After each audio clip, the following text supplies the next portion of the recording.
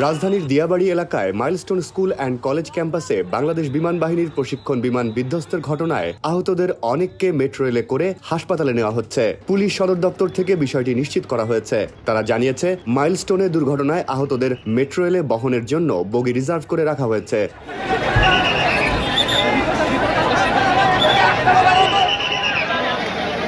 হতাহতের ঘটনায় আগামীকাল মঙ্গলবার একদিনের রাষ্ট্রীয় শোক ঘোষণা করেছে সরকার। আজ সোমবার প্রধান উপদেষ্টার প্রেস উইং থেকে পাঠানো বার্তায় বিষয়টি জানানো হয়েছে। এতে বলা হয়েছে, মঙ্গলবার দেশের সব সরকারি, আধা সরকারি, স্বায়ত্তশাসিত প্রতিষ্ঠান, শিক্ষা প্রতিষ্ঠানে জাতীয় পতাকা অর্ধনমিত থাকবে। পাশাপাশি সব সরকারি, বেসরকারি ভবন ও বিদেশে বাংলাদেশি মিশনেও জাতীয় পতাকা অর্ধনমিত থাকবে। হতাহতের জন্য দেশের সব ধর্মীয় উপাসনালয়ে বিশেষ প্রার্থনার আয়োজন করা হবে বলেও জানানো হয়।